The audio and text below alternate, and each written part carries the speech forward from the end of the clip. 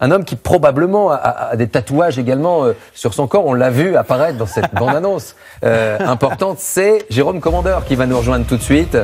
Bonsoir Jérôme, on est très heureux de vous retrouver. L'autre The Voice de ce soir, c'est vous. Vous retrouvez Matt Pokora. Quand vous arrivez sur scène, on en parlait tout à l'heure, il y avait ce costume, ce nœud papillon. Ça voudrait dire qu'effectivement, l'habit pourrait faire le moine chez le comique. Ça permet effectivement d'exprimer quelque chose comme ça. Oui, je crois, oui. Oui, j'aime bien cette idée, je trouve ça... en plus, j'ai eu la chance de passer par les Césars plusieurs années, et puis du coup, j'ai repris un peu le même... Ce costume. Enfin, j'ai pas repris le même, hein, je suis pas... Oui, vous l'avez... Voilà, mais j'aime bien ce truc-là, quoi. Qui sont vos mentors, vos sources d'inspiration? Coluche, lui, il avait cette salopette. Sincèrement, depuis quelque temps, on lit, on voit une forme de proximité avec Coluche. Alors, c'est toujours un peu vampirisant. Ah oui. Ah non.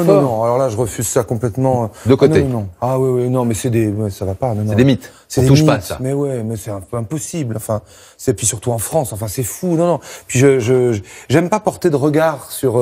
J'aime bien être dans le faire. Moi, j'aime bien proposer des conneries, enfin des bêtises. Je vais me faire engueuler par ma mère. Mais... j'aime bien proposer des sketchs, faire marrer, mais pas porter de regard. Non, mais Coluche, c'est fou en France, c'est inatteignable. Il y en a un peu pour tout le monde dans ce spectacle. La télévision, vous êtes un spectateur assidu de la télévision, toute chaîne confondue d'ailleurs, quand on est dans la salle, un peu de service public, un peu de TF1, un peu de M6, un peu tout le monde, les émissions, les témoignages. Vous aimez vous posez cette question de savoir comment les uns et les autres peuvent venir parfois sur un plateau de télévision pour témoigner de l'intime. Oui, c'est marrant. Oui, je regarde. Ouais, ça me fait marrer parce que souvent les gens ils parlent et puis en fait et puis à un moment ils pleurent et on les voit pas pleurer, on voit pas que ça. Donc ils sont là, oui, avec Jean-Marc, on a acheté une grande maison pour que la gamine elle en profite. Puis là les gens ils se mettent à pleurer, puis on les voit pas arriver à pleurer. Enfin c'est tous ces codes de la télé m'amusent. Ou à faire conclu ici. Faire conclu. Avec Sophie Davant, il y a une vieille qui va vendre une flûte. Là, Sophie Davant, qui en a rien à foutre. C'est pas vrai, elle a pas rien à foutre. On peut pas dire ça. Je suis d'accord. Une flûte. Bon.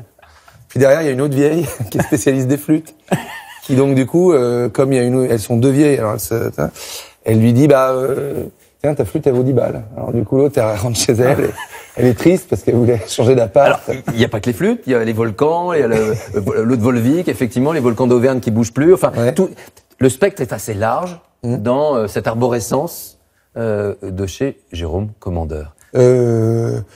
Oui, en fait j'aime bien que ça sorte de moi, que l'origine soit là, et puis après, effectivement, mais c'est vrai que raconter un spectacle, c'est toujours un peu, ça va de Kim Jong-un, jusqu'à mes parents, en passant par les gros, les Vosges et la mort. Tu vois, Matt, vous installez, piano, rejoindre votre pianiste. On va vous écouter en live ce soir. Au piano, c'est Michael Joseph qui est avec vous. Vous interprétez Les Planètes. On retrouvera dans un instant les coups de cœur de 20h30. Jérôme Commandeur pour dire au revoir. Et c'est Matt Pokora qui est en direct ce soir dans 20h30. Le dimanche.